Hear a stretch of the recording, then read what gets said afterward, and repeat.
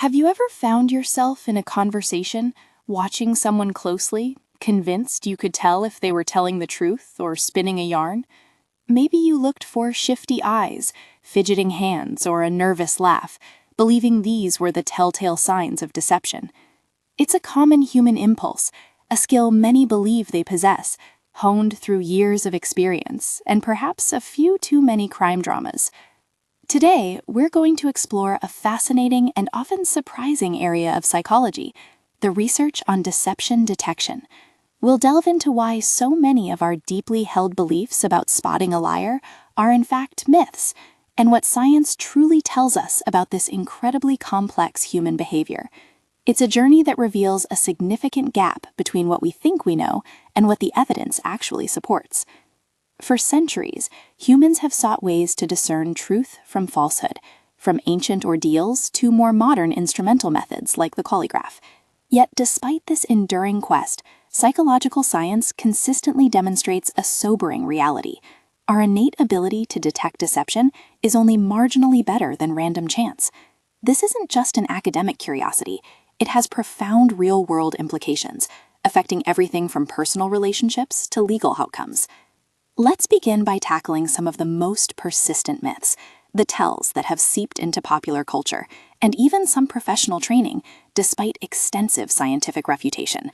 These are the supposed universal indicators that, unfortunately, often lead us astray. First up, eye contact. The enduring belief that liars avoid eye contact or look specifically to the left or right. This is perhaps one of the most widely held myths. The truth is far more nuanced.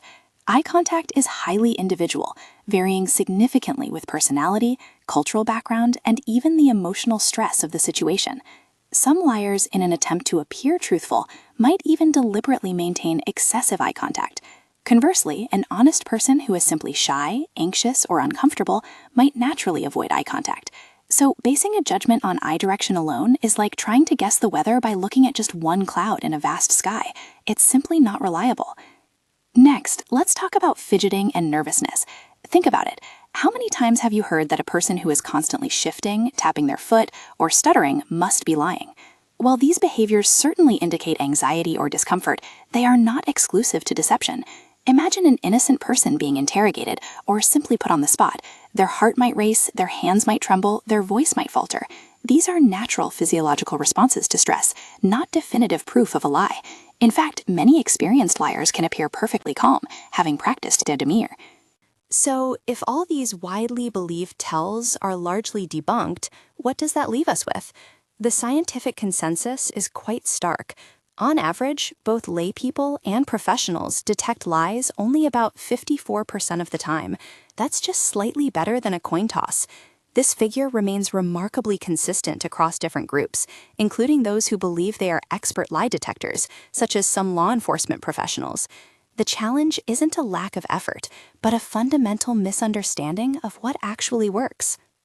The good news is that modern research is providing more promising avenues. Instead of fixating on unreliable nonverbal cues, the focus is increasingly shifting to the content and verbal characteristics of a statement. Think about it. While someone can control their fidgeting or eye contact to some extent, it's much harder to maintain a consistent, detailed, and truthful narrative when you're making things up. One powerful approach involves imposing cognitive load. Lying is often more mentally demanding than telling the truth. You have to invent details, keep them straight, ensure they align with known facts, and remember what you've already said, all while trying to appear credible. Truth-telling, on the other hand, often involves simply recalling an event. By asking open-ended questions that require detailed responses, or by asking someone to recount their story in reverse chronological order, we can increase this cognitive burden. A liar might struggle to maintain their story under such pressure, revealing inconsistencies or gaps. Another critical element is understanding an individual's baseline behavior. We often look for universal signs of lying, but everyone is different. What might be a sign of nervousness for one person could be their normal demeanor.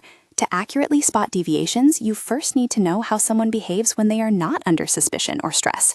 Observing their natural speech patterns, body language, and general demeanor in a relaxed context provides a crucial benchmark against which to compare their behavior when they are under scrutiny.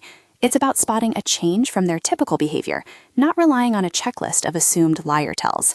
While historical methods like the polygraph, pioneered by John Larson, have played a role, their scientific validity remains highly debated, especially for real-world application. Newer technologies, such as EEG and fMRI, are being explored, but they are still in early stages of research and not yet practical tools for everyday deception detection. The human element, combined with a scientific approach, remains paramount. So, why do these myths persist despite overwhelming scientific evidence? Several factors are at play. Popular media often reinforces stereotypes of liars, creating a false sense of expertise. There's also a natural human tendency towards overconfidence. Many people genuinely believe they are excellent judges of character and skilled at spotting deceit. This overconfidence can be a significant barrier to adopting evidence-based approaches.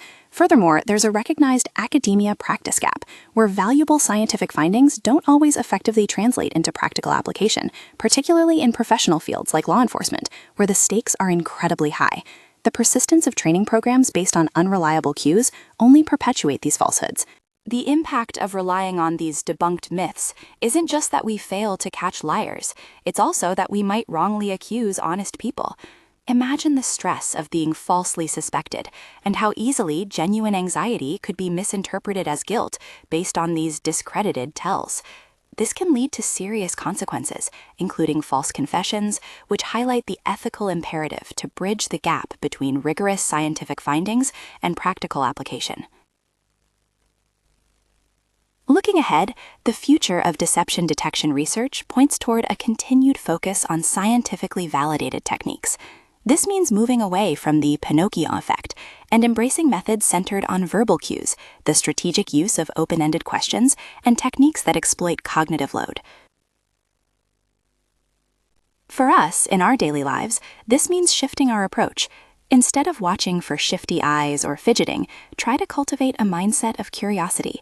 Listen carefully to what is being said. Are there inconsistencies in the story? Is the person vague where they should be specific, or overly specific in a way that feels rehearsed? Observe how they typically behave, establishing a mental baseline so you can recognize genuine deviations rather than relying on generic stereotypes. Ultimately, the goal isn't to become a perfect human lie detector. That's an unrealistic expectation. Instead, it's about being more informed, more discerning, and less susceptible to popular but unproven notions. By understanding the science, we can improve our ability to assess truthfulness, reduce the risk of misjudgment, and foster more honest and trustworthy interactions in our personal and professional lives. Let's embrace evidence over intuition when it comes to understanding something as crucial as truth and deception.